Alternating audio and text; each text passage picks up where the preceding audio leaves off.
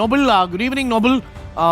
വഖഫ് നിയമ ഭേദഗതി ഭാഗികമായി സ്റ്റേ ചെയ്തതിനോടുള്ള സമ്മിശ്ര പ്രതികരണമാണ് നമ്മൾ കണ്ടത്. പ്രതിപക്ഷവും വഖഫ് ബോർഡും വേണ്ടിയൊക്കെ ഹാജരായ അഭിഭാഷകരൊക്കെ വിധിയെ സ്വാഗതം ചെയ്യുമ്പോൾ കിരൺ റിജിജു പറയുന്നത് പാർലമെന്റ് നിലപാട് അംഗീകരിച്ചു എന്നാണ്. പക്ഷേ പ്രധാനപ്പെട്ട 4 പ്രൊവിഷനുകൾ സ്റ്റേ ചെയ്തിട്ടുണ്ട് സുപ്രീം കോടതി എന്നതും ശ്രദ്ധേയമാണ്. എന്താണ് കൂടുതൽ വിവരങ്ങൾ നോബൽ?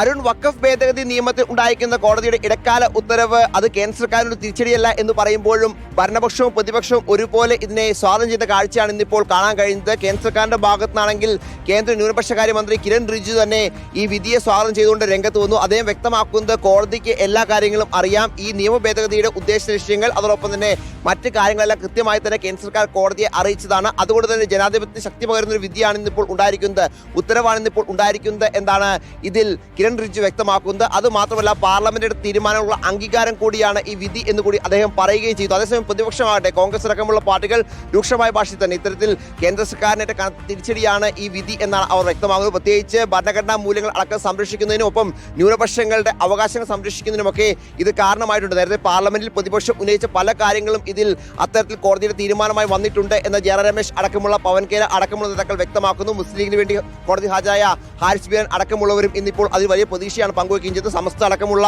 അഭിഭാഷകർ, സമസ്തയിലടക്കം അഭിഭാഷകരൊക്കെ ആ കാര്യം പറയുകയും ചെയ്തു. അതായാലും ഭരണപക്ഷവും പ്രതിപക്ഷവും ഒരുപോലെ വിധിയെ സ്വാഗതം ചെയ്ത കാഴ്ചയാണ് ഇപ്പോൾ സുപ്രീം കോടതിക്ക് മുന്നിൽ നമുക്ക് കാണാൻ കഴിഞ്ഞത്. Arun, thank you. നോബൽ മാരിക്കാരനാണ് വിവരങ്ങൾ നൽകിയത്.